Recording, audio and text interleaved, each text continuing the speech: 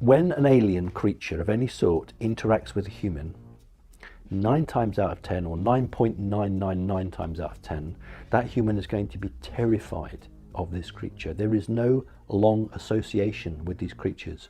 They cannot appear as they look, because the human will just freak out, and whatever the purpose that they've come to that person for, they won't be able to do it.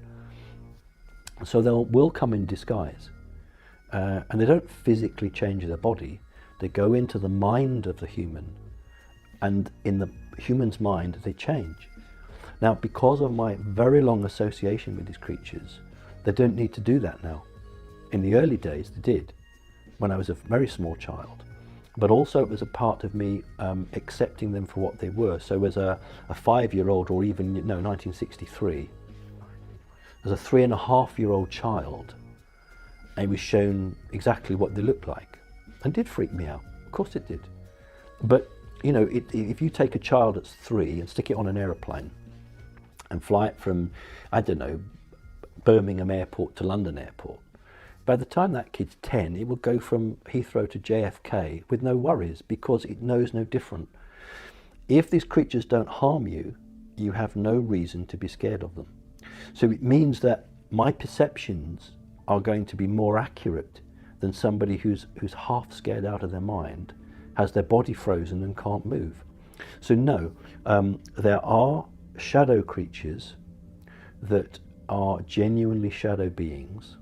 There are jinn that can appear like shadow creatures, and all of the entities that we're discussing have the ability to go into a human's mind and make that human think they're seeing anything. And that's why Adolf Hitler got Dr. Mengele back in the late 30s to attempt to do work on humans that would prevent aliens from gaining control of their mind.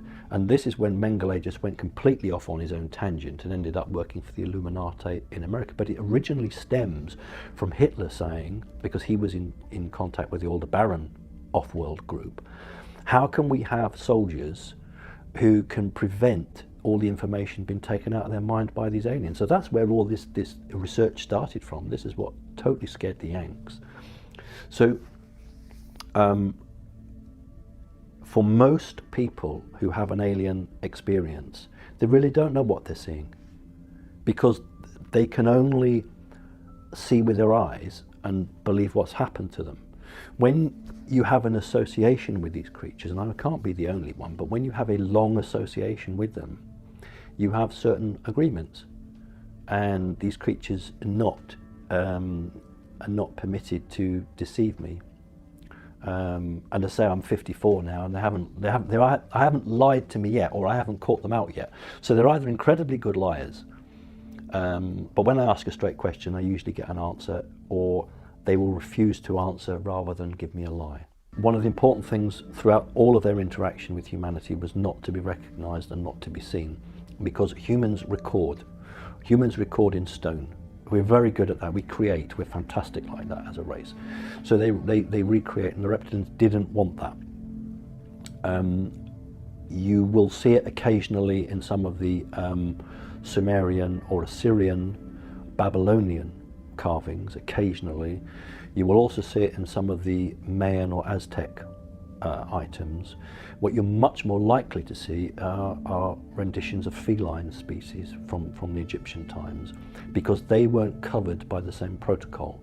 So they weren't, there was no ban on depicting them, whereas there is a ban, there still is now a ban on depicting reptilians, and I'll give you absolute proof of that when I did that very nice interview on the Today programme with Holly Willoughby and Schofield, and I did 2 drawings, one of a mantid and one of a reptile, and I was told point blank we're not allowed to put the reptile up, because they were going to have me as a backdrop, them as a backdrop to me. So the stills I've got, which they very kindly sent me, I'm being interviewed with them, and behind me is a picture of the mantid. But originally Schofield and gang were going to have the mantid and the reptile, and somebody very high up said we're not allowed. They didn't even know what it was called. All they said to me was, we've been told we can't put this one up.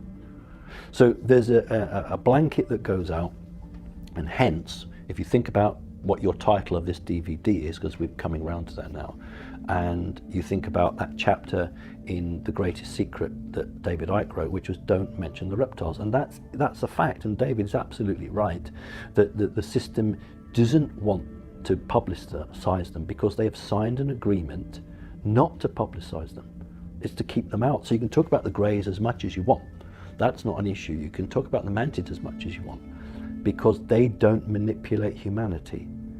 The reptile race that we're talking about manipulates humanity and has done for thousands of years, and has a covenant with the elite humans who run the world that they will always be in the shadows. You've got to start immediately with 2001: A Space Odyssey. That's how you'd start, and then you would do the original Star Trek, because Gene Roddenberry not only went out and found contactees, but he actually joined a circle of people who were channeling other entities. So these people, either as directors or producers, either have direct knowledge, or more likely it's a give and take with the security services. The security service will say, okay, you've done us a favour, here's an idea. It's not really an idea, it's something they know, but they're to run with the idea. Where it's become insidious, and that's why I'm a bit unwilling to help you out with this too much, is because they will use the media to play out an agenda for them, to test its reaction on the audience. And the first time that occurred was in 1938.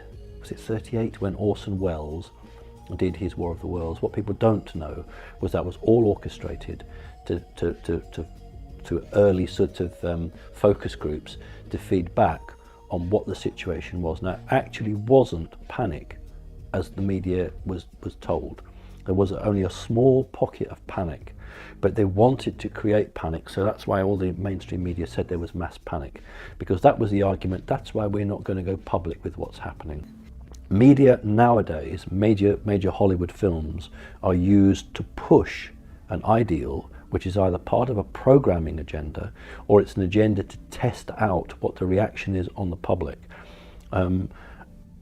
Any decent producer in Hollywood who's doing a science fiction or science fantasy film now will be heavily involved with the secret government or the secret service, whatever we want to call them, for a give and take, an exchange of ideas.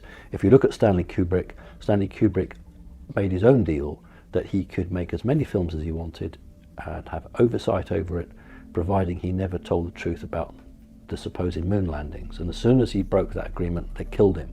So right through history from Hollywood is an integral arm of manipulation, mind control, and just focus grouping, just testing. So anyone who has an interest will look at a film and say, well, I look at that,